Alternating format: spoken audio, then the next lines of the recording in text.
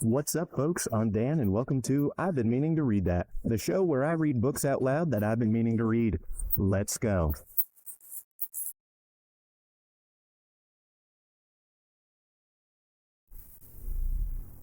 The Count of Monte Cristo is getting a little weird right now, and I am here for it, folks.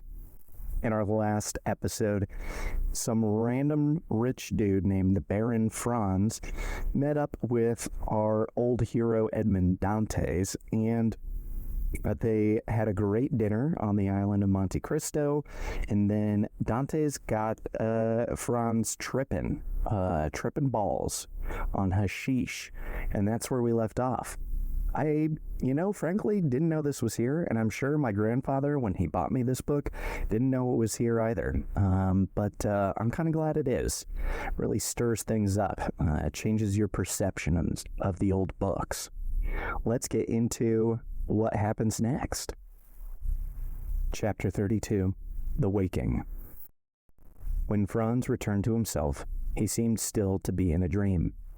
He thought himself in a sepulchre, into which a ray of sunlight in pity scarcely penetrated. He stretched forth his hand and touched stone. He rose to his seat and found himself lying on his bournou in a bed of dry heather. The vision had fled, and as if the statues had been but shadows from the tomb, they had vanished at his waking. He advanced several paces towards the point whence the light came, and to all the excitement of his dream succeeded the calmness of reality. He found that he was in a grotto, went towards the opening, and through a kind of fanlight saw a blue sea and an azure sky. The air and water were shining in the beams of the morning sun. On the shore, the sailors were sitting, chatting and laughing, and at 10 yards from them the boat was at anchor, undulating gracefully on the water. There, for some time, he enjoyed the fresh breeze which played on his brow, and listened to the dash of the waves on the beach, that left against the rocks a lace of foam as white as silver. He was for some time without reflection or thought for the divine charm which is in the things of nature, especially after a fantastic dream. Then, gradually, this view of the outer world, so calm, so pure, so grand, reminded him of the elusiveness of his vision, and once more awakened memory. He recalled his arrival on the island, his presentation to a smuggler chief, a subterranean palace full of splendor, an excellent supper, and a spoonful of hashish. It seemed, however, even in the very face of open day, that at least a year had elapsed since all these things had passed, so deep was the impression made in his mind by the dream, and so strong a hold had it taken of his imagination. Thus, every now and then, he saw in fancy amid the sailors, seated on a rock or undulating in the vessel, one of the shadows which had shared his dream with looks and kisses. Otherwise, his head was perfectly clear and his body refreshed. He was free from the slightest headache. On the contrary, he felt a certain degree of lightness, a faculty for absorbing the pure air and enjoying the bright sunshine more vividly than ever. He went gaily up to the sailors, who rose as soon as they perceived him, and the patron, accosting him, said, "The Signor Sinbad has left his compliments for your excellency, and desires us to express the regret he feels at not being able to take his leave in person, but he trusts you will excuse him, as very important business calls him to Malaga." "So then, Gaetano," said Franz, "this is, then, all reality. There exists a man who has received me in this island, entertained me right royally, and has departed while I was asleep?" "He exists as certainly as that you may see his small yacht with all her sails spread, and if you will use your glass, you will, in all probability, recognize your host in the midst of his crew." So saying, Gaetano pointed in a direction in which a small vessel was making sail towards the southern point of Corsica. Franz adjusted his telescope and directed it towards the yacht. Gaetano was not mistaken. At the stern, the mysterious stranger was standing up, looking towards the shore, and holding a spyglass in his hand. He was attired as he had been on the previous evening, and waved his pocket handkerchief to his guest in token of adieu. Franz returned the salute by shaking his handkerchief as an exchange of signals. After a second, a slight cloud of smoke was seen at the stern of the vessel, which rose gracefully as it expanded in the air, and then Franz heard a slight report. "There, do you hear?" observed Gaetano. "He is bidding you adieu." The young man took his carbine and fired it in the air, but without any idea that the noise could be heard at the distance which separated the yacht from the shore. "What are your Excellency's orders?" inquired Gaetano. "In the first place, light me a torch." "Ah, yes, I understand," replied the patron. "To find the entrance to the enchanted apartment. With much pleasure, your Excellency, if it would amuse you, and I will get you the torch you ask for. But I too have had the idea you have had, and 2 or 3 times the same fancy has come over me, but I've always given it up. Giovanni, light the torch," he added, "and give it to His Excellency." Giovanni obeyed. Franz took the lamp and entered the subterranean grotto, followed by Gaetano. He recognized the place where he had awaked by the bed of heather that was there, but it was in vain that he carried his torch all round the exterior surface of the grotto. He saw nothing, unless that, by traces of smoke, others had before him attempted the same thing, and, like him, in vain. Yet he did not leave a foot of this granite wall, as impenetrable as futurity, without strict scrutiny. He did not see a fissure without introducing the blade of his hunting sword into it, or a projecting point on which he did not lean and press in the hopes it would give way. All was vain, and he lost 2 hours in his attempts, which were at last utterly useless. At the end of this time he gave up his search, and Gaetano smiled. When Franz appeared again on the shore, the yacht only seemed like a small white speck on the horizon. He looked again through his glass, but even then he could not distinguish anything. Gaetano reminded him that he had come for the purpose of shooting goats, which he had utterly forgotten. He took his fowling piece and began to hunt over the island with the air of the man who was fulfilling a duty rather than enjoying a pleasure, and at the end of a quarter of an hour he had killed a goat and 2 kids.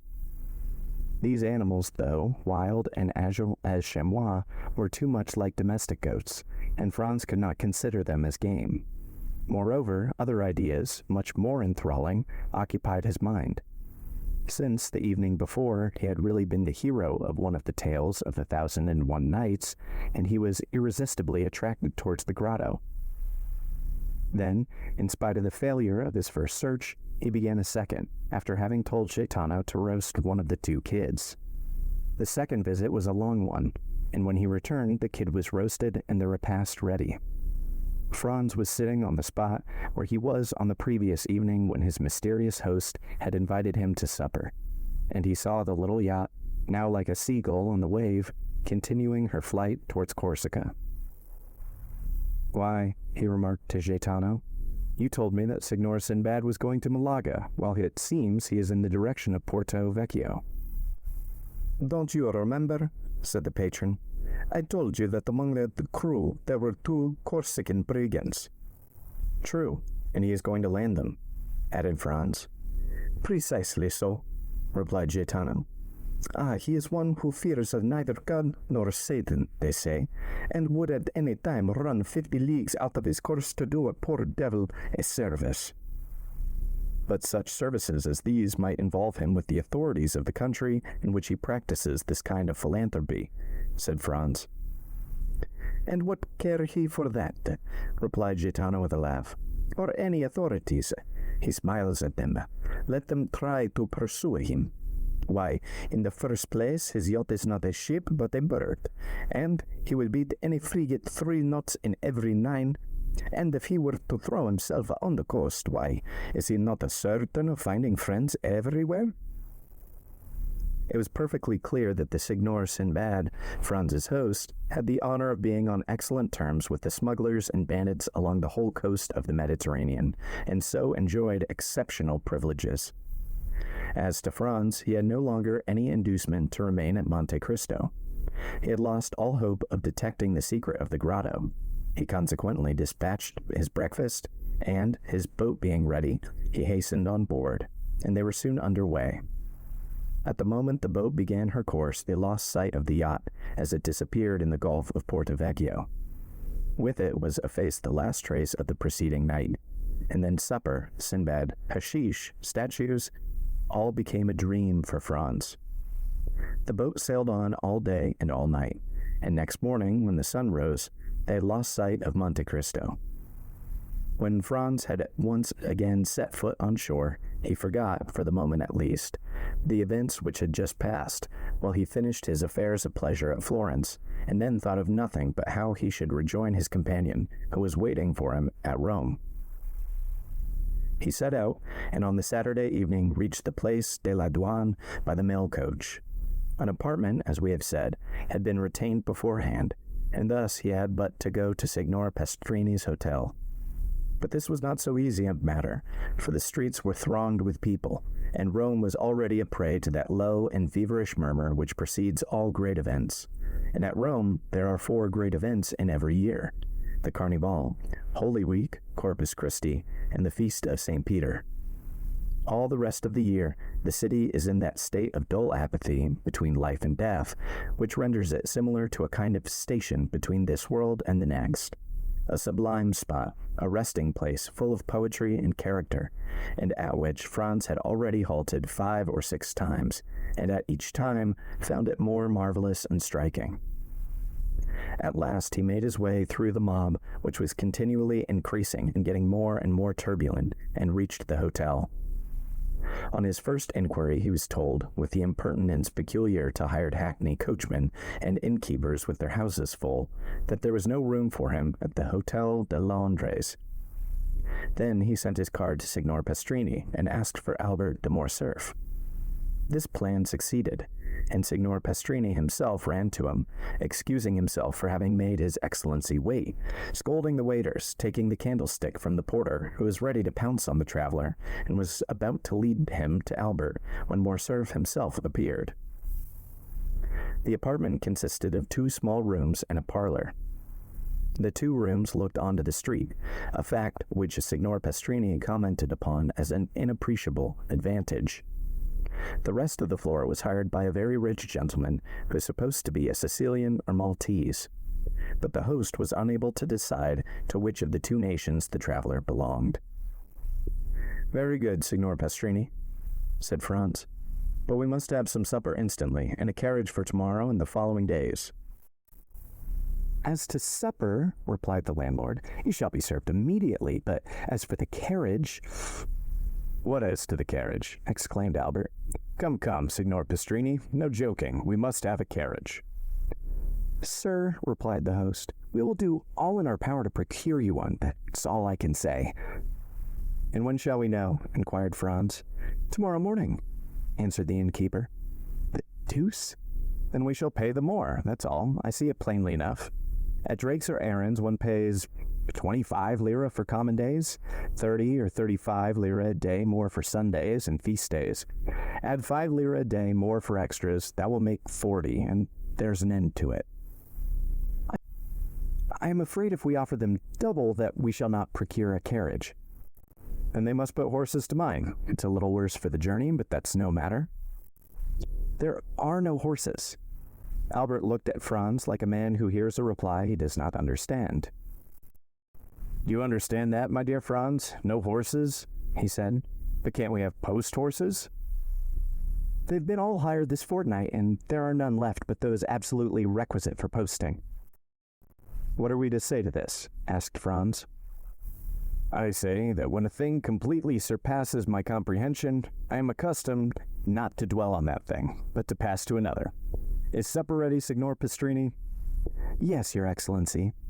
"Well then, let us sup." "But the carriage and horses?" said Franz.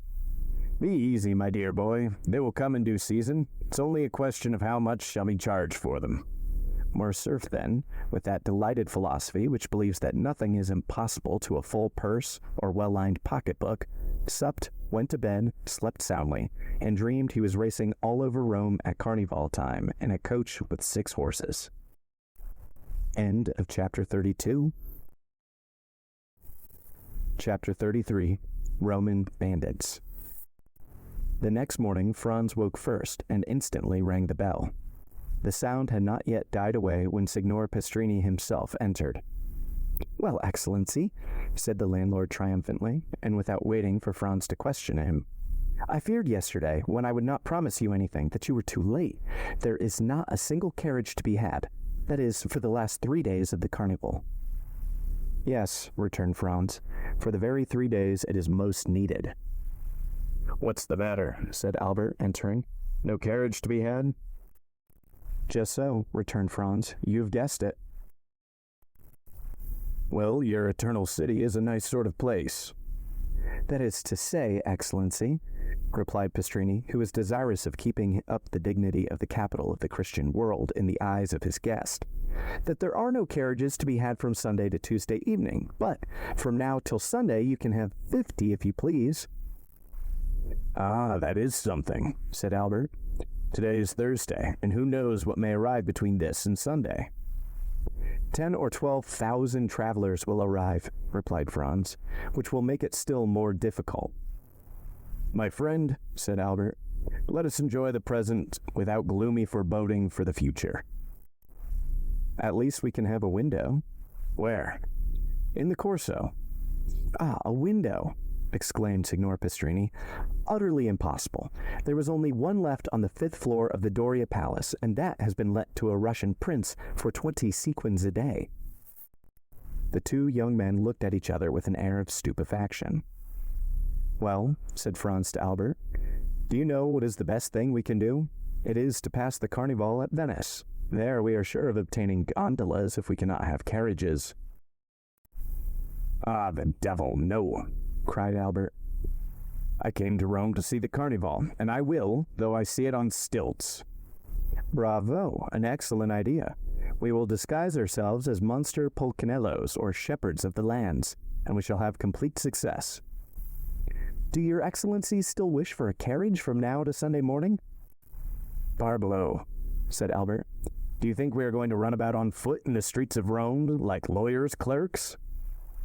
"I hasten to comply with your Excellency's wishes, only, I tell you beforehand, the carriage will cost you 6 piastres a day." "And as I am not a millionaire like the gentleman in the next apartments," said Franz, "I warn you that as I have been 4 times before at Rome, I know the prices of all the carriages. We will give you 12 piastres for today, tomorrow, and the day after, and then you will make a good profit." "But, Excellency," said Pastrini, still striving to gain his point.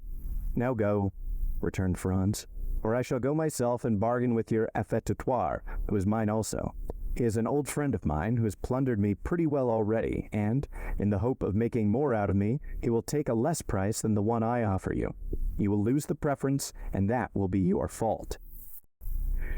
"Do not give yourself to the trouble, Excellency," answered Signor Pastrini, with the smile peculiar to the Italian speculator when he confesses defeat. "I will do all I can, and I hope you will be satisfied. And now we understand each other. When do you wish the carriage to be here?" "In an hour." "In an hour it will be at the door." An hour afterwards, the vehicle was at the door. It was a hack conveyance which was elevated to the rank of a private carriage in honor of the occasion, but, in spite of its humble exterior, the young men would have thought themselves happy to have secured it for the last 3 days of Carnival. "Excellency," cried the cicerone, seeing Franz approach the window, "shall I bring the carriage nearer to the palace?" Accustomed as Franz was to the Italian phraseology, his first impulse was to look round him, but these words were addressed to him. Franz was the Excellency, the vehicle was the carriage, and the Hotel de Londres was the palace. The genius for laudation characteristic of the race was in that phrase. Franz and Albert descended. The carriage approached the palace. Their Excellencies stretched their legs along the seats. The cicerone sprang into the seat behind. "Where do your Excellencies wish to go?" asked he. "To St. Peter's first, and then to the Colosseum," returned Albert. But Albert did not know that it takes a day to see St. Peter's, and a month to study it. The day was passed at St. Peter's alone. Suddenly the daylight began to fade away. Franz took out his watch. It was 4:30. They returned to the hotel. At the door, Franz ordered the coachman to be ready at 8. He wished to show Albert the Colosseum by moonlight, as he had shown him St. Peter's by daylight. When we show a friend a city one has already visited, we feel the same pride as when we point out a woman whose lover we have been. He was to leave the city by the Porta del Popolo, skirt the outer wall, and re-enter by the Porta San Giovanni. Thus, they would behold the Colosseum without finding their impressions dulled by first looking on the Capitol, the Forum, the Arch of Septimus Severus, the Temple of Antonius and Faustina, and the Via Sacra. They sat down to dinner. Signor Pastrini had promised them a banquet. He gave them a tolerable repast. At the end of the dinner, he entered in person. Franz thought that he came to hear his dinner praised, and began accordingly, but at the first words he was interrupted. "Excellency," said Pastrini, "I'm delighted to have your approbation, but it was not for that I came." "Did you come to tell us you've procured a carriage?" asked Albert, lighting his cigar. "No, and your excellencies will do well not to think of that any longer. At Rome, things can or cannot be done. When you're told anything cannot be done, there is an end of it." "It is much more convenient at Paris. When anything cannot be done, you pay double, and it is done directly." "That is what all the French say," returned Signor Pastrini, somewhat piqued. "For that reason, I do not understand why they travel." "But," said Albert, emitting a volume of smoke and balancing his chair on its hind legs, "only madmen or blockheads like us ever do travel.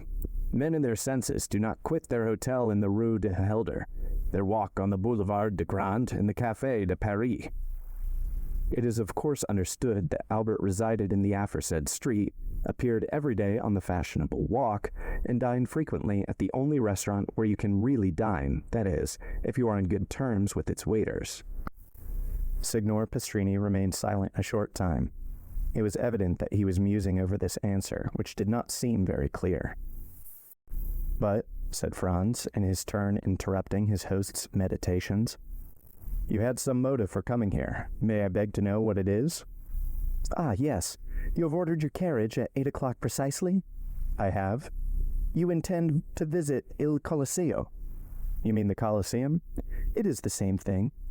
"You have told your coachman to leave the city by the Porta del Popolo, to drive round the walls and re-enter by the Porta San Giovanni." "These are my words exactly." "Well, this route is impossible." "Impossible?" "Very dangerous, to say the least." "Dangerous? And why?" "On account of the famous Luigi Vampa." "Pray, who may this famous Luigi Vampa be?" inquired Albert. "He may be very famous at Rome, but I can assure you he is quite unknown at Paris." "What? Do you not know him?" "I have not had the honor." "You've never heard his name?" "Never." "Well, then he is a bandit, compared to whom the De Caceres and the Gasparones are mere children." "Now then, Albert," cried Franz, "here is a bandit for you at last." "I forewarn you, Signor Pastrini, that I shall not believe one word of what you are going to tell us. Having told you this, begin. Once upon a time... Well, go on." Signor Pastrini turned towards Franz, who seemed to him the more reasonable of the two. We must do him justice. He had had a great many Frenchmen in his house, but had never been able to comprehend them. "Excellency," said he gravely, addressing Franz, "if you look upon me as a liar, it is useless for me to say anything.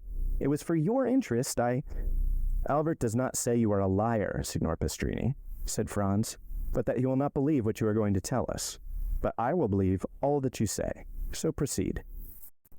"But if your excellency doubt my veracity—" "Signor Pastrini," returned Franz, "you are more susceptible than Cassandra, who was a prophetess, and yet no one believed her, while you, at least, are sure of the credence of half your audience. Come, sit down and tell us all about the Signor Vampa." "I told your excellency he is the most famous bandit we have had since the days of Mistrila." "Well, what has this bandit to do with the order I had given to the coachman to leave the city by the Porta del Popolo and to re-enter by the Porta San Giovanni?" "This," replied Signor Pastrini, "that you will go out by one, but I very much doubt you will return by the other." "Why?" "Because after nightfall you are not safe 50 yards from the gates." "On your honor, is that true?" cried Albert. "Count," returned Signor Pastrini, hurt at Albert's repeated doubts of the truth of his assertions.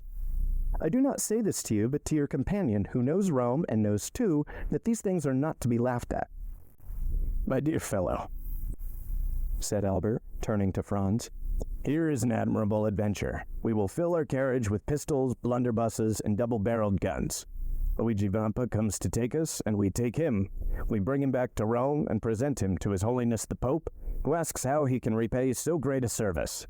Then we merely ask for a carriage and a pair of horses, and we see the Carnival in the carriage, and doubtless the Roman people will crown us at their capital and proclaim us, like Curtius and Horatius Cocles, the preservers of this country." Whilst Albert proposed this scheme, Signor Pastrini's face assumed an expression impossible to describe. "And pray," asked Franz, "where are these pistols, blunderbusses, and other deadly weapons with which you intend to fill the carriage?" "Not out of my armory, for at Terracina I was plundered even of my hunting knife. And you?" "I shared the same fate at Acqua di Patente." "Do you know, Signor Pastrini," said Albert, lighting a second cigar at the first, "that this practice is very convenient for bandits, and that it seems to be due to an arrangement of their own?" Doubtless, Signor Pastrini found this pleasantry compromising, for he only answered half the question, and then he spoke to Franz as the only one likely to listen with attention. "Your Excellency knows that it is not customary to defend yourself when attacked by bandits." "What?" cried Albert, whose courage revolted at the idea of being plundered tamely. "Not make any resistance?" "No, for it would be useless. What could you do against a dozen bandits who spring out of some pit, ruin, or aqueduct, and level their pieces at you?" "Parbleu, they should kill me." The innkeeper turned to Franz with an air that seemed to say, "Your friend is decidedly mad." "My dear Albert," returned Franz, "your answer is sublime and worthy the 'let them die' of Corneille. Only, when Horace made that answer, the safety of Rome was concerned. But, as for us, it is only to gratify a whim, and it would be ridiculous to risk our lives for so foolish a motive." Albert poured himself out a glass of Lacrima Christi, which he sipped at intervals, muttering some unintelligible words. "Well, Signor Pastrini," said Franz, "now that my companion is quieted, and you have seen how peaceful my intentions are, tell me, who is this Luigi Vampa? Is he a shepherd or a nobleman? Young, old, tall, short? Describe him, in order that, if we meet him by chance, like Jean Spigar or Lara, we may recognize him." "You could not apply to anyone better able to inform you on all these points, for I knew him when he was a child, and one day that I fell into his hands, going from Ferentino to Elatri, he, fortunately for me, recollected me, and set me free, not only without ransom, but made me a present of a very splendid watch, and related his history to me." "Let us see this watch," said Albert. Signor Pastrini drew from his fob a magnificent Breguet, bearing the name of its maker, of Parisian manufacture, and a count's coronet. "Here it is," said he. "Peste," returned Albert. "I compliment you on it. I have its fellow." He took his watch from his waistcoat pocket. "And it cost me 3,000 francs.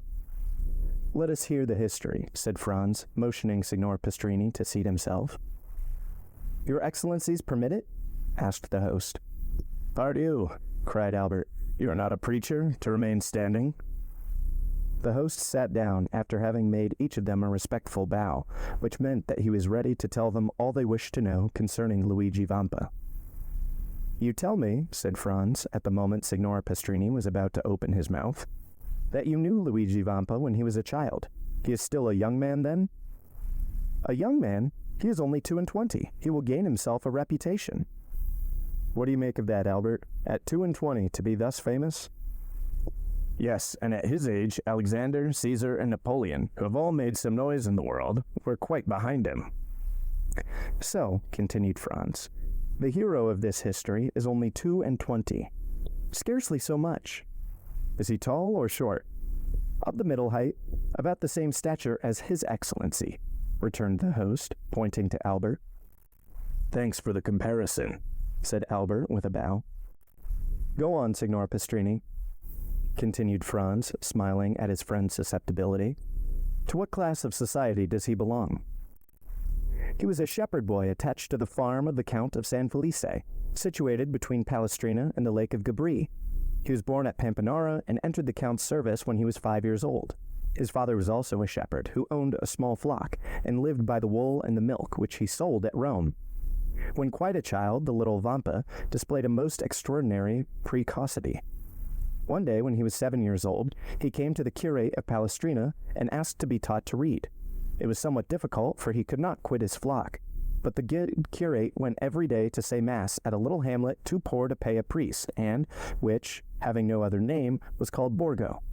He told Luigi that he might meet him on his return, and that then he must give him a lesson, warning him that it would be short and that he must profit as much as possible by it. The child joyfully accepted. Every day Luigi led his flock to graze on the road that leads from Palestrina to Borgo. Every day, at 9 o'clock in the morning, the priest and the boy sat down on a bank by the wayside, and the little shepherd took his lesson out of the priest's breviary. At the end of 3 months, he had learned to read. This was not enough. He must now learn to write. The priest had a writing teacher at Rome make 3 alphabets, one large, one middling, and one small, and pointed out to him that by the help of a sharp instrument he could trace the letters on a slate and thus learn to write.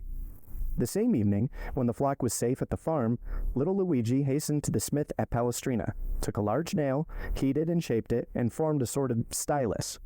The next morning he gathered an armful of pieces of slate and began. At the end of 3 months he had learned to write. The curate, astonished at his quickness and intelligence, made him a present of pens, paper, and a penknife. This demanded a new effort, but nothing compared to the first. At the end of a week, he wrote as well with this pen as with the stylus. The curate related the incident to the Count of San Felice, who sent for the little shepherd, made him read and write before him, ordered his attendant to let him eat with the domestics, and to give him 2 piastres a month. With this, Luigi purchased books and pencils. He applied his imitative powers to everything, and, like Giotto, when young, he drew on his slate sheep, houses, and trees. Then, with his knife, he began to carve all sorts of objects in wood. It was thus that Pinelli, the famous sculptor, had commenced. A girl of 6 or 7, that is, a little younger than Luigi, tended sheep on a farm near Palestrina. She was an orphan, born at Valmontone, and was named Teresa. The 2 children met, sat down near each other, and let their flocks mingle together. They played, they laughed, they conversed together. In the evening, they separated the Count of San Felice's flock from those of Baron Cerveretti, and the children returned to their respective farms, promising to meet the next morning. The next day, they kept their word, and thus they grew up together. Luigi was 12 and Teresa 11, and yet their natural disposition revealed itself. Besides his taste for the fine arts, which Luigi had carried as far as he could in his solitude, he was given to alternating fits of sadness and enthusiasm, was often angry and capricious, and always sarcastic. None of the lads of Pampanara, Palestrina, or Valmontone had been able to gain any influence over him, or even to become his companion. His disposition, always inclined to exact concessions rather than to make them, kept him aloof from all friendships. Teresa alone ruled by a look, a word, a gesture, this impetuous character, which yielded beneath the hand of a woman, and which beneath the hand of a man might have broken, but could never have been bent. Teresa was lively and gay, but coquettish to excess. The 2 piastres that Luigi received every month from the Count of San Felice's steward, and the price of all the little carvings in wood he sold at Rome, were expended in earrings, necklaces, and gold hairpins. So that, thanks to her friend's generosity, Teresa was the most beautiful and the best attired peasant near Rome. The 2 children grew up together, passed all their time with each other, and gave themselves up to the wild ideas of their different characters. Thus, in all their dreams, their wishes, and their conversations, Luigi saw himself the captain of a vessel, general of an army, or governor of a province. Teresa saw herself rich, superbly attired, and attended by a train of liveried domestics. Then, when they had thus passed the day in building castles in the air, they separated their flocks and descended from the elevation of their dreams to the reality of their humble position. One day, the young shepherd told the Count's steward that he had seen a wolf come out of the Sabine mountains and prowl around his flock. The steward gave him a gun. This was what Luigi longed for. This gun had an excellent barrel made at Brescia, and carrying a ball with the precision of an English rifle. But one day the Count broke the stock, and had then cast the gun aside. This, however, was nothing to a sculptor like Luigi. He examined the broken stock, calculated what change it would require to adapt the gun to his shoulder, and made a fresh stock, so beautifully carved that it would have fetched 15 or 20 piastres had he chosen to sell it. But nothing could be farther from his thoughts. For a long time, a gun had been the young man's greatest ambition. In every country where independence has taken the place of liberty, the first desire of a manly heart is to possess a weapon which at once renders him capable of defense or attack, and, by rendering its owner terrible, often makes him feared. From this moment, Luigi devoted all his leisure time to perfecting himself in the use of his precious weapon. He purchased powder and ball, and everything served him for a mark: the trunk of some old and moss-grown olive tree that grew on the Sabine mountains, the fox as he quitted his earth on some marauding excursion, the eagle that soared above their heads. And thus he soon became so expert that Teresa overcame the terror she at first felt at the report, and amused herself by watching him direct the ball wherever he pleased, with as much accuracy as if he placed it by hand. One evening, a wolf emerged from a pine wood near which they were usually stationed, but the wolf had scarcely advanced 10 yards ere he was dead. Proud of this exploit, Luigi took the dead animal on his shoulders and carried him to the farm. These exploits had gained Luigi considerable reputation. The man of superior abilities always finds admirers, go where he will. He was spoken of as the most adroit, the strongest, and the most courageous contadino for 10 leagues around. And although Teresa was universally allowed to be the most beautiful girl of the Sabines, no one had ever spoken to her of love, because it was known that she was beloved by Luigi. And yet, the two young people had never declared their affection. They had grown together like two trees whose roots are mingled, whose branches intertwined, and whose intermingled perfume rises to the heavens. Only their wish to see each other had become a necessity, and they would have preferred death to a day's separation. Teresa was 16 and Luigi 17. About this time, a band of brigands that had established itself in the Lepini Mountains began to be much spoken of. The brigands have never been really extirpated from the neighborhood of Rome. Sometimes a chief is wanted, but when a chief presents himself, he rarely has to wait long for a band of followers. The celebrated Cucumetto, pursued in the Abruzzo, driven out of the kingdom of Naples, where he had carried on a regular war, had crossed the Garigliano like Manfred, and had taken refuge on the banks of the Amasine between Sonino and Juperno.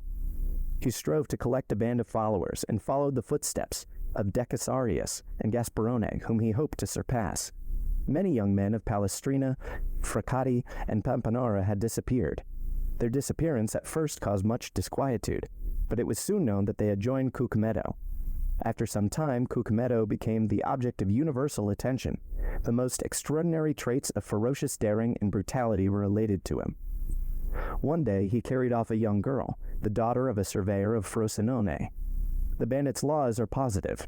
A young girl belongs first to him who carries her off, then the rest draw lots for her, and she is abandoned to their brutality until death relieves her suffering. When their parents are sufficiently rich to pay a ransom, a messenger is sent to negotiate. The prisoner is hostage for the security of the messenger. Should the ransom be refused, the prisoner is irrevocably lost. The young girl's lover was in Cucumetto's troop. His name was Carlini. When she recognized her lover, the poor girl extended her arms to him and believed herself safe. But Carlini felt his heart sink, for he but too well knew the fate that awaited her. However, as he was a favorite with Cucumetto, as he had for 3 years faithfully served him, and as he had saved his life by shooting a dragoon who was about to cut him down, he hoped the chief would have pity on him. He took Cucumetto one side, while the young girl, seated at the foot of a huge pine that stood in the center of the forest, made a veil of her picturesque headdress to hide her face from the lascivious gaze of the bandits. There he told the chief all: his affection for the prisoner, their promises of mutual fidelity, and how every night, since he had been near, they had met in some neighboring ruins. It so happened that night that Cucumetto had sent Carlini to a village, so that he had been unable to go to the place of meeting. Cucumetto had been there, however, by accident, as he said, and had carried the maiden off. Carlini besought his chief to make an exception in Rita's favor, as her father was rich and could pay a large ransom. Cucumetto seemed to yield to his friend's entreaties, and bade him find a shepherd to send to Rita's father at Frosinone. Carlini flew joyfully to Rita, telling her she was saved, and bidding her write to her father to inform him what had occurred, and that her ransom was fixed at 300 piastres. 12 hours' delay was all that was granted, that is, until 9 the next morning. The instant the letter was written, Carlini seized it and hastened to the plain to find a messenger. He found a young shepherd watching his flock. The natural messengers of the bandits are the shepherds who live between the city and the mountains, between civilized and savage life. The boy undertook the commission, promising to be in Frosinone in less than an hour. Carlini returned, anxious to see his mistress, and announced the joyful intelligence. He found the troop in the glade, supping off the provisions exacted as contributions from the peasants, but his eye vainly sought Rita and Cucumetto among them. He inquired where they were and was answered by a burst of laughter. A cold perspiration burst from every pore, and his hair stood on end. He repeated his question. One of the bandits rose and offered him a glass filled with Orvieto, saying, "To the health of the brave Cucumetto and the fair Rita." At this moment Carlini heard a woman's cry. He divined the truth, seized the glass, broke it across the face of him who presented it, and rushed towards the thicket. After 100 yards he returned to the corner of the glade. He found Rita senseless in the arms of Cucumetto. At the sight of Carlini, Cucumetto rose, a pistol in each hand. The two brigands looked at each other for a moment. The one with a smile of lasciviousness on his lips, the other with the pallor of death on his brow. A terrible battle between the two men seemed imminent, but by degrees Carlini's features relaxed. His hand, which had grasped one of the pistols in his belt, fell to his side. Rita lay between them. The moon lighted the group. "Well," said Cucumetto, "have you executed your commission?" "Yes, Captain," returned Carlini. "At 9 o'clock tomorrow, Rita's father will be here with the money." "It is well. In the meantime, we will have a merry night. This young girl is charming, and does credit to your taste. Now, as I am not egotistical, we will return to our comrades and draw lots for her." "You have determined, then, to abandon her to the common law?" said Carlini. "Why should an exception be made in her favor?" "I thought that my entreaties—" "What right have you, any more than the rest, to ask for an exception?" "It is true." "But never mind," continued Cucumetto, laughing. "Sooner or later your turn will come." Carlini's teeth clenched convulsively. "Now then," said Cucumetto, advancing towards the other bandits, "are you coming?" "I follow you." Cucumetto departed without losing sight of Carlini, for doubtless he feared lest he should strike him unawares, but nothing betrayed a hostile design on Carlini's part. He was standing, his arms folded, near Rita, who was still insensible. Cucumetto fancied for a moment the young man was about to take her in his arms and fly, but this mattered little to him now Rita had been his, and as for the money, 300 piastres distributed among the band was so small a sum that he cared little about it. He continued to follow the path to the glade, but to his great surprise, Carlini arrived almost as soon as himself. "Let us draw lots! Let us draw lots!" cried all the brigands when they saw the chief. Their demand was fair, and the chief inclined his head in sign of acquiescence. The eyes of all shone fiercely as they made their demand, and the red light of the fire made them look like demons. The names of all, including Carlini, were placed in a hat, and the youngest of the band drew forth a ticket. The ticket bore the name of Diavolacchio. He was the man who had proposed to Carlini the health of their chief, and to whom Carlini replied by breaking the glass across his face. A large wound, extending from the temple to the mouth, was bleeding profusely. Diavolacchio, seeing himself thus favored by fortune, burst into a loud laugh. "Captain," said he, "just now Carlini would not drink your health when I proposed it to him. Propose mine to him, and let us see if he will be more condescending to you than to me." Everyone expected an explosion on Carlini's part, but to their great surprise, he took a glass in one hand and a flask in the other, and filling it, "Your health, Diavolacchio," said he calmly, and drank it off without his hand trembling in the least. Then, sitting down by the fire, "My supper," said he. "My expedition has given me an appetite." "Well done, Carlini," cried the brigands. "That's acting like a good fellow."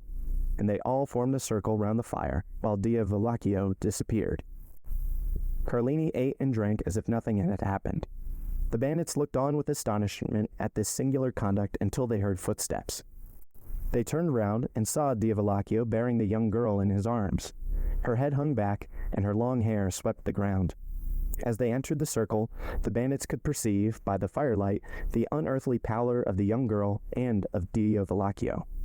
This apparition was so strange and so solemn that everyone rose, with the exception of Carlini, who remained seated, and ate and drank calmly.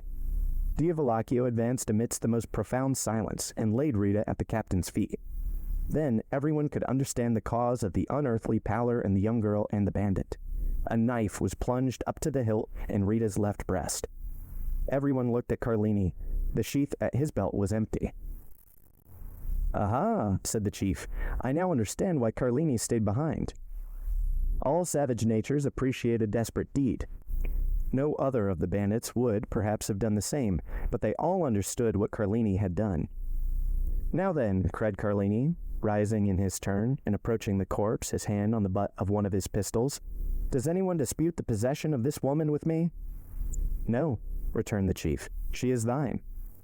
Carlini raised her in his arms and carried her out of the circle of firelight. Cucumetto placed his sentinels for the night, and the bandits wrapped themselves in their cloaks and lay down before the fire. At midnight the sentinel gave the alarm, and in an instant all were on the alert. It was Rita's father, who brought his daughter's ransom in person. "Here," said he to Cucumetto, "here are 300 piastres. Give me back my child." But the chief, without taking the money, made a sign to him to follow. The old man obeyed. They both advanced beneath the trees, through whose branches streamed the moonlight. Cucumetto stopped at last and pointed to two persons grouped at the foot of a tree. "There," said he, "demand thy child of Carlini. He will tell thee what has become of her." And he returned to his companions. The old man remained motionless. He felt that some great and unforeseen misfortune hung over his head. At length he advanced towards the group, the meaning of which he could not comprehend. As he approached, Carlini raised his head, and the forms of two persons became visible to the old man's eyes. A woman lay on the ground, her head resting on the knees of a man who was seated by her. As he raised his head, the woman's face became visible. The old man recognized his child, and Carlini recognized the old man. "I expected thee," said the bandit to Rita's father. "Wretch!" returned the old man. "What hast thou done?" And he gazed with terror on Rita, pale and bloody, a knife buried in her chest. A ray of moonlight poured through the trees and lit up the face of the dead. "Cucumetto has violated thy daughter," said the bandit. "I loved her, therefore I slew her, for she would have served as the sport of the whole band." The old man spoke not and grew pale as death. "Now," continued Carlini, "if I have done wrongly, avenge her." And, withdrawing the knife from the wound in Rita's bosom, he held it out to the old man with one hand, while with the other he tore open his vest. "Thou hast done well," returned the old man in a hoarse voice. "Embrace me, my son." Carlini threw himself, sobbing like a child, into the arms of his mistress's father. These were the first tears the man of blood had ever wept. "Now," said the old man, "aid me to bury my child." Carlini fetched 2 pickaxes, and the father and the lover began to dig at the foot of a huge oak, beneath which the young girl was to repose. When the grave was formed, the father kissed her feet, and then the lover. Afterwards, one taking the head, the other the feet, they placed her in the grave. Then they knelt on each side of the grave and said the prayers of the dead. Then, when they had finished, they cast the earth over the corpse until the grave was filled. Then, extending his hand, the old man said, "I thank you, my son, and now leave me alone." "Yet," replied Carlini, "leave me, I command you." Carlini obeyed, rejoined his comrades, folded himself in his cloak, and soon appeared to sleep as soundly as the rest. It had been resolved the night before to change their encampment. An hour before daybreak, Cucumetto aroused his men and gave the word to march. But Carlini would not quit the forest without knowing what had become of Rita's father. He went towards the place where he had left him. He found the old man suspended from one of the branches of the oak which shaded his daughter's grave. He then took an oath of bitter vengeance over the dead body of the one and the tomb of the other. But he was unable to complete this oath, for 2 days afterwards, in an encounter with the Roman carbineers, Carlini was killed. There was some surprise, however, that, as he was with his face to the enemy, he should have received a ball between his shoulders. That astonishment ceased when one of the brigands remarked to his comrades that Cucumetto was stationed 10 paces in Carlini's rear when he fell.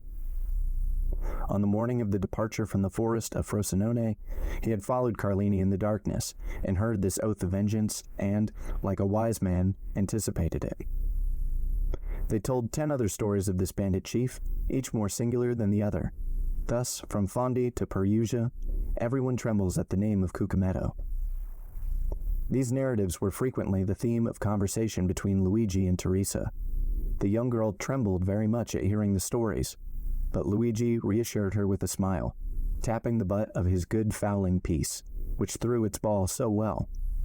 And if that did not restore her courage, he pointed to a crow perched on some dead branch, took aim, touched the trigger, and the bird fell dead at the foot of the tree. Time passed on, and the two young people had agreed to be married when Luigi should be 20 and Teresa 19. They were both orphans and had only their employer's leave to ask, which had been already sought and obtained. One day, when they were talking over their plans for the future, they heard 2 or 3 reports of firearms, and then suddenly a man came out of the wood, near which the 2 young persons used to graze their flocks, and hurried towards them. When he came within hearing, he exclaimed, "I am pursued. Can you conceal me?"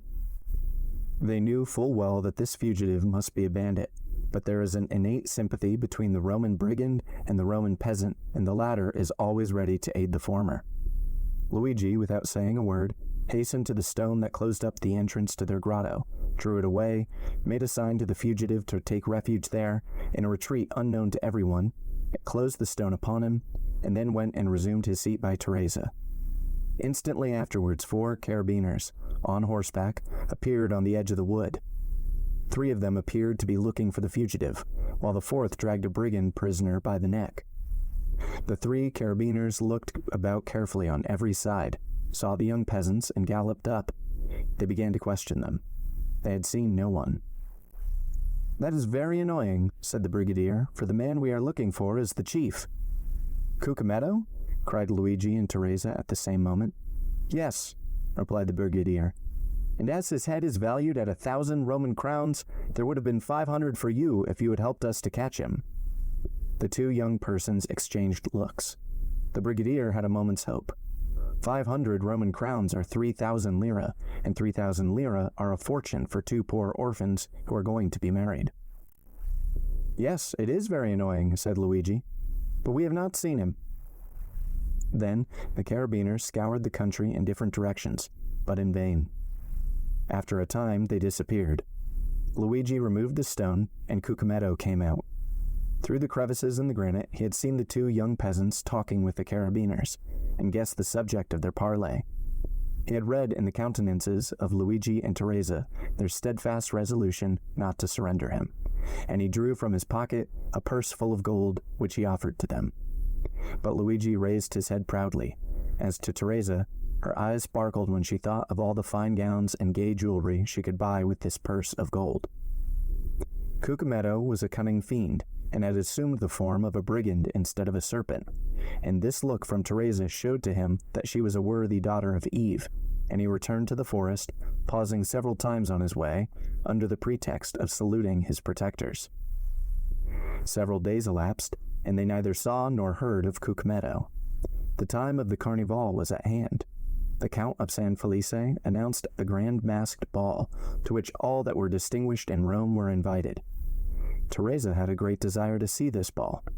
Luigi asked permission of his protector, the steward, that she and he might be present amongst the servants of the house. This was granted. The ball was given by the Count for the particular pleasure of his daughter Carmela, whom he adored. Carmela was precisely the age and figure of Teresa, and Teresa was as handsome as Carmela. On the evening of the ball, Teresa was attired in her best, her most brilliant ornaments in her hair, and gayest glass beads. She was in the costume of the women of Frascati. Luigi wore the very picturesque garb of the Roman peasant at holiday time. They both mingled, as they had leave to do, with the servants and the peasants. The party was magnificent. Not only was the villa brilliantly illuminated, but thousands of colored lanterns were suspended from the trees in the garden, and very soon the palace overflowed to the terraces, and the terraces to the garden walks. At each crosspath was an orchestra, and tables spread with refreshments. The guests stopped, formed quadriles, and danced in any part of the grounds they pleased. Carmela was attired like a woman of Sonino.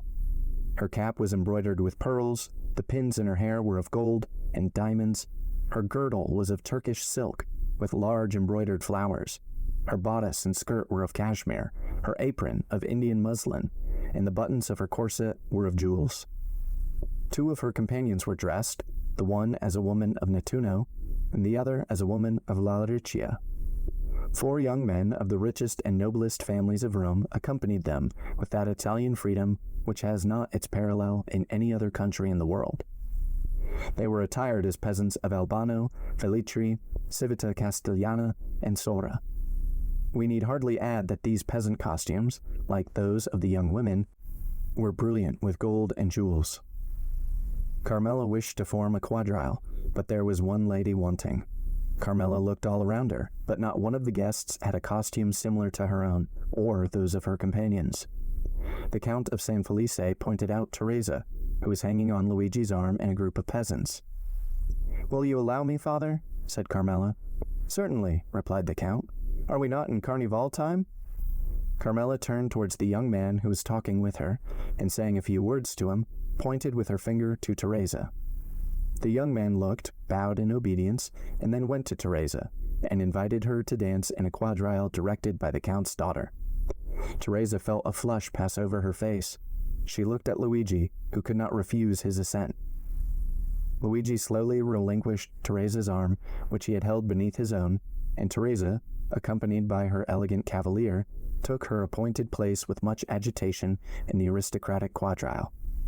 Certainly, in the eyes of an artist, the exact and strict costume of Teresa had a very different character from that of Carmela and her companions. And Teresa was frivolous and coquettish, and thus the embroidery and muslins, the cashmere waist girdles, all dazzled her, and the reflection of sapphires and diamonds almost turned her giddy brain. Luigi felt a sensation hitherto unknown arising in his mind. It was like an acute pain which gnawed at his heart, and then thrilled through his whole body.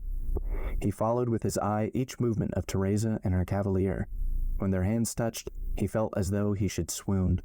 Every pulse beat with violence, and it seemed as though a bell were ringing in his ears.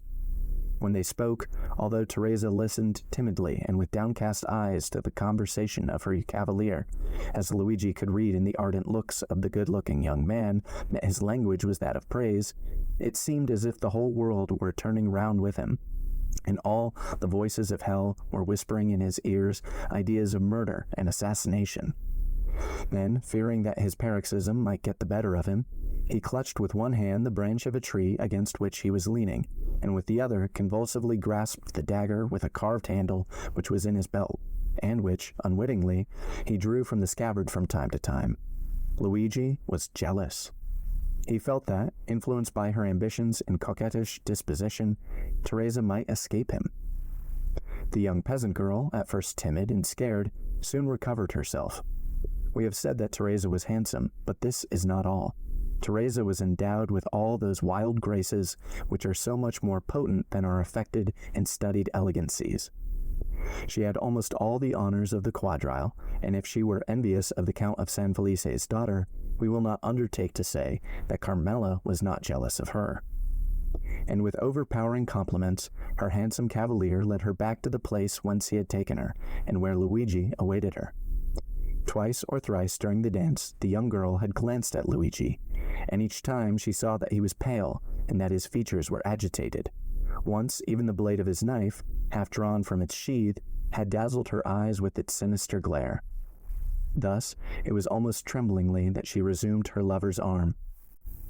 The quadrille had been most perfect, and it was evident there was a great demand for a repetition, Carmela alone objecting to it, but the Count of San Felice besought his daughter so earnestly that she acceded. One of the cavaliers then hastened to invite Teresa, without whom it was impossible for the quadrille to be formed, but the young girl had disappeared. The truth was that Luigi had not felt the strength to support such another trial, and, half by persuasion and half by force, he had removed Teresa towards another part of the garden. Teresa had yielded in spite of herself, but when she looked at the agitated countenance of the young man, she understood by his silence and trembling voice that something strange was passing within him. She herself was not exempt from internal emotion, and without having done anything wrong, yet fully comprehended that Luigi was right in reproaching her. Why, she did not know, but yet she did not the less feel that these reproaches were merited. However, to Teresa's great astonishment, Luigi remained mute, and not a word escaped his lips the rest of the evening. When the chill of the night had driven away the guests from the gardens, and the gates of the villa were closed on them from the festa indoors, he took Teresa quite away, and as he left her at her home, he said, "Teresa, what were you thinking of as you danced opposite the young Countess of San Felice?" "I thought," replied the young girl, with all the frankness of her nature, "that I would give half my life for a costume such as she wore." "And what said your cavalier to you?" "He said it only depended on myself to have it, and I had only one word to say." "He was right," said Luigi. "Do you desire it as ardently as you say?" "Yes." "Well then, you shall have it." The young girl, much astonished, raised her head to look at him, but his face was so gloomy and terrible that her words froze to her lips. As Luigi spoke thus, he left her. Teresa followed him with her eyes into the darkness as long as she could, and when he had quite disappeared, she went into the house with a sigh. That night, a memorable event occurred, due no doubt to the imprudence of some servant who had neglected to extinguish the lights. The villa of San Felice took fire in the rooms adjoining the very apartment of the lovely Carmela. Awakened in the night by the light of the flames, she sprang out of bed, wrapped herself in a dressing gown, and attempted to escape by the door, but the corridor by which she hoped to fly was already a prey to the flames. She then returned to her room, calling for help as loudly as she could, when suddenly her window, which was 20 feet from the ground, was opened. A young peasant jumped into the chamber, seized her in his arms, and with superhuman skill and strength conveyed her to the turf of the grass plot, where she fainted. When she recovered, her father was by her side. All the servants surrounded her, offering her assistance. An entire wing of the villa was burnt down, but what of that, as long as Carmela was safe and uninjured? Her preserver was everywhere sought for, but he did not appear. He was inquired after, but no one had seen him. Carmela was greatly troubled that she had not recognized him. As the Count was immensely rich, excepting the danger Carmela had run, and the marvelous manner in which she had escaped made that appear to him rather a favor of Providence than a real misfortune, the loss occasioned by the conflagration was to him but a trifle. The next day, at the usual hour, the two young peasants were on the borders of the forest. Luigi arrived first. He came towards Teresa in high spirits, and seemed to have completely forgotten the events of the previous evening. The young girl was very pensive, but seeing Luigi so cheerful, she, on her part, assumed a smiling air, which was natural to her when she was not excited or in a passion. Luigi took her arm beneath his own, and led her to the door of the grotto. Then he paused. The young girl, perceiving that there was something extraordinary, looked at him steadfastly. "Teresa," said Luigi, "yesterday evening you told me you would give all the world to have a costume similar to that of the Count's daughter." "Yes," replied Teresa with astonishment, "but I was mad to utter such a wish." And I replied, "Very well, you shall have it." "Yes," replied the young girl, whose astonishment increased at every word uttered by Luigi, "but of course your reply was only to please me." "I have promised no more than I have given you, Teresa," said Luigi proudly. "Go into the grotto and dress yourself." At these words he drew away the stone and showed Teresa the grotto, lit up by 2 wax lights, which burnt on each side of a splendid mirror. On a rustic table, made by Luigi, were spread out the pearl necklace and the diamond pins, and on a chair at the side was laid the rest of the costume. Teresa uttered a cry of joy, and, without inquiring whence this attire came, or even thanking Luigi, darted into the grotto, transformed into a dressing-room. Luigi pushed the stone behind her, for on the crest of a small adjacent hill which cut off the view towards Palestrina, he saw a traveler on horseback, stopping a moment as if uncertain of his road, and thus presenting against the blue sky that perfect outline which is peculiar to distant objects in southern climes. When he saw Luigi, he put his horse into a gallop and advanced towards him. Luigi was not mistaken. The traveler, who was going from Palestrina to Tivoli, had mistaken his way. The young man directed him, But as at a distance of 1/4 of a mile the road again divided into 3 ways, and on reaching these the traveler might again stray from his route, he begged Luigi to be his guide. Luigi threw his cloak on the ground, placed his carbine on his shoulder, and, freed from his heavy covering, preceded the traveler with the rapid step of a mountaineer, which a horse can scarcely keep up with. In 10 minutes Luigi and the traveler reached the crossroads. On arriving there, with an air as majestic as that of an emperor, he stretched his hand towards that one of the roads which the traveler was to follow. "That is your road, Excellency, and now you cannot again mistake." "And here is your recompense," said the traveler, offering the young herdsman some small pieces of money. "Thank you," said Luigi, drawing back his hand. "I render a service, I do not sell it." "Well," replied the traveler, who seemed used to this difference between the servility of a man of the cities and the pride of the mountaineer, "if you refuse wages, you will, perhaps, accept a gift." "Ah, yes, that is another thing." "Then," said the traveler, "take these 2 Venetian sequins and give them to your bride, to make herself a pair of earrings." "Now you take this poniard," said the young herdsman. "You will not find one better carved between Albano and Civita Castellana." "I accept it," answered the traveler, "but then the obligation will be on my side, for this poniard is worth more than 2 sequins." "For a dealer, perhaps, but for me, who engraved it myself, it is hardly worth a piastre." "What's your name?" inquired the traveler. "Luigi," replied the shepherd, with the same air as he would have said, "Alexander, king of Macedon." "And yours?" "I," said the traveler, "am called Sinbad the Sailor." Franz d'Epinay started with surprise. "Sinbad the Sailor?" he said. "Yes," replied Signor Pastrini. "That was the name which the traveler gave to Luigi as his own." "Well, and what may you have to say against this name?" inquired Albert. "It is a very pretty name, and the adventures of the gentleman of that name amused me very much in my youth, I must confess." Franz said no more. The name Sinbad the Sailor, as may well be supposed, awakened in him a world of recollections, as had the name of the Count of Monte Cristo on the previous evening. "Proceed," said he to Pastrini. Luigi put the 2 sequins haughtily into his pocket, and slowly returned by the way he had gone. As he came within 200 or 300 paces of the grotto, he thought he heard a cry. He listened to know whence the sound could proceed. A moment afterwards he thought he heard his own name pronounced distinctly. The cry proceeded from the grotto. He bounded like a chamois, cocking his carbine as he went, and in a moment reached the summit of a hill opposite to that on which he had perceived the traveler. 3 cries for help came more distinctly to his ear. He cast his eyes around him and saw a man carrying off Teresa as Nessus, the centaur, carried Deianira.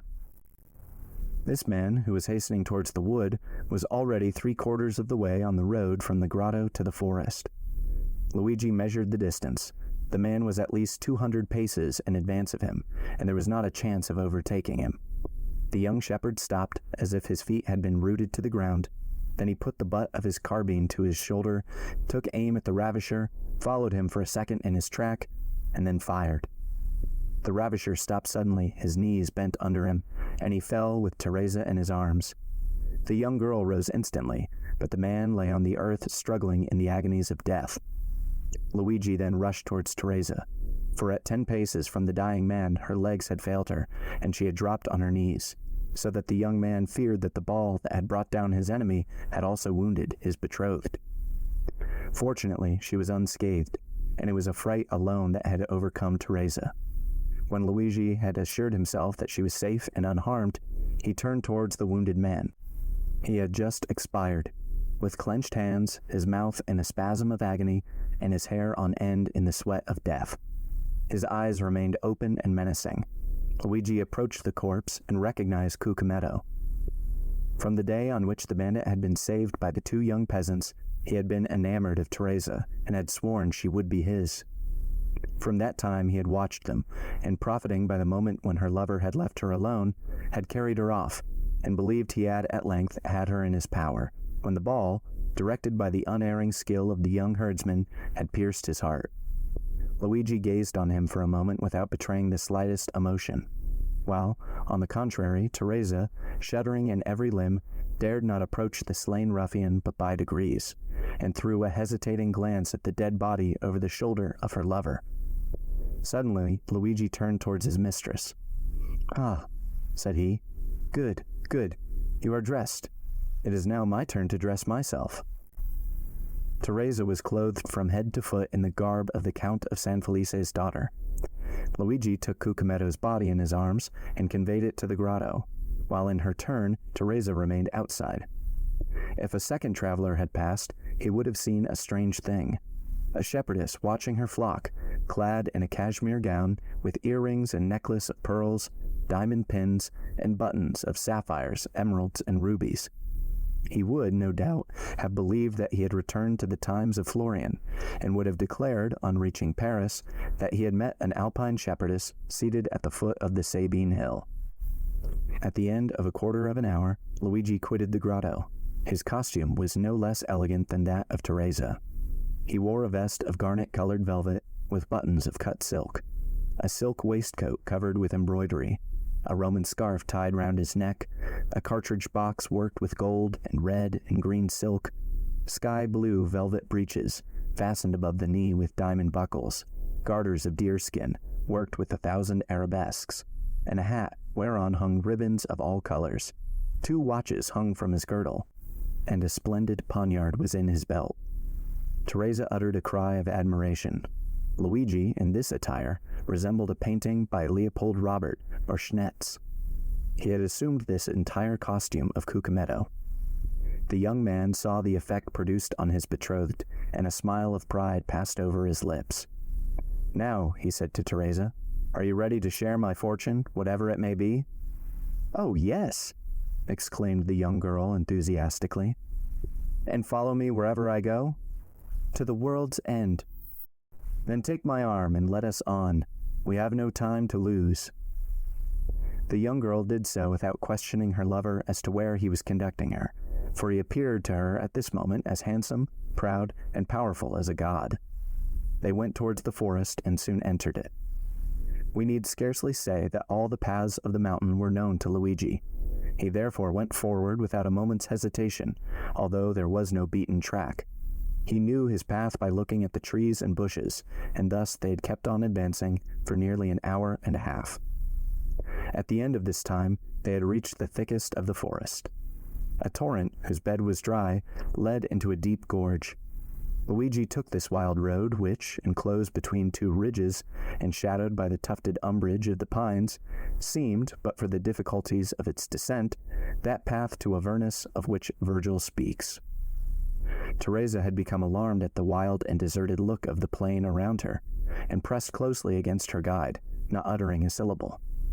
But as she saw him advance with even step and composed countenance, she endeavored to repress her emotion. Suddenly, about 10 paces from them, a man advanced from behind a tree and aimed at Luigi. "Not another step," he said, "or you are a dead man." "What then?" said Luigi, raising his hand with a gesture of disdain, while Teresa, no longer able to restrain her alarm, clung closely to him. "Do wolves rend each other?" "Who are you?" inquired the sentinel. "I am Luigi Vampa, shepherd of the San Felice farm." "What do you want?" "I would speak with your companions who are in the glade at Rocca Bianca." "Follow me then," said the sentinel, "or, as you know your way, go first." Luigi smiled disdainfully at this precaution on the part of the bandit, went before Teresa, and continued to advance with the same firm and easy step as before. At the end of 10 minutes, the bandit made them a sign to stop. The 2 young persons obeyed. Then the bandit thrice imitated the cry of a crow. A croak answered his signal. "Good," said the sentry. "You may now go on." Luigi and Teresa again set forward. As they went on, Teresa clung tremblingly to her lover at the sight of weapons and the glistening of carbines through the trees. The retreat of Rocca Bianca was at the top of a small mountain, which no doubt in former days had been a volcano, an extinct volcano before the days when Remus and Romulus had deserted Alba to come and found the city of Rome. Teresa and Luigi reached the summit, and all at once found themselves in the presence of 20 bandits. "Here is a young man who seeks and wishes to speak to you," said the sentinel. "What has he to say?" inquired the young man who was in command in the chief's absence. "I wish to say that I am tired of a shepherd's life," was Luigi's reply. "Ah, I understand," said the lieutenant, "and you seek admittance into our ranks." "Welcome!" cried several bandits from Ferracino and Pampanara, who had recognized Luigi. "Yes, but I came to ask something more than to be your companion." "And what may that be?" inquired the bandit with astonishment. "I come to ask to be your captain," said the young man. The bandits shouted with laughter. "And what have you done to aspire to this honor?" demanded the lieutenant. "I have killed your chief, Cucumetto, whose dress I now wear, and I set fire to the Villa San Felice to procure a wedding dress for my betrothed." An hour afterwards, Luigi Vampa was chosen captain, vice Cucumetto deceased. "Well, my dear Albert," said Franz, turning towards his friend, "what think you of citizen Luigi Vampa?" "I say he is a myth," replied Albert, "and never had an existence." "And what may a myth be?" inquired Pastrini. "The explanation would be too long, my dear landlord," replied Franz. "And you say that Signor Vampa exercises his profession at this moment in the environs of Rome?" "Oh yes, he exercises it with a boldness of which no bandit before him ever gave an example." "Then the police have vainly tried to lay hands on him?" "Why, you see, he has a good understanding with the shepherds in the plains, the fishermen of the Tiber, and the smugglers of the coast. They seek for him in the mountains, and he is on the waters. They follow him on the waters, and he is on the open sea.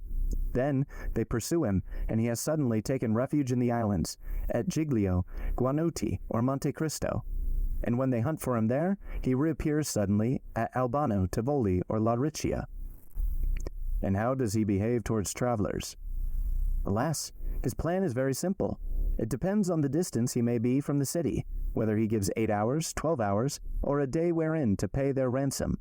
And when that time has elapsed, he allows another hour's grace. At the 60th minute of this hour, if the money is not forthcoming, he blows out the prisoner's brains with a pistol shot, or plants his dagger in the heart, and that settles the account." "Well, Albert," inquired Franz of his companion, "are you still disposed to go to the Colosseum by the outer wall?" "Quite so," said Albert, "if the way be picturesque." The clock struck 9 as the door opened, and a coachman appeared. "Excellencies," said he, "the coach is ready." "Well then," said Franz, "let us to the Colosseum." "By the Porta del Popolo, or by the streets, your excellencies?" "By the streets, Marbleau, by the streets," cried Franz. "Ah, my dear fellow," said Albert, rising and lighting his third cigar, "really, I thought you had more courage." So saying, the two young men went down the staircase and got into their carriage. End of chapter 33. And cut. That's a wrap, folks. Thanks for listening to today's episode of I've Been Meaning to Read That with me, your host, Dan. If you want to learn more about the show, you can follow us on Instagram at Meaning to Read and TikTok at I've Been Meaning. If you want to support the show to help keep it going, you can find me on Venmo at Dingus Donut, DINGUSDONUT. Supporters get a shout out on the show, and even more important, get to vote on the next book that we read. No matter what, I'll see you for our next episode. Until then, read those books you've been meaning to read, and have a lovely, lovely day.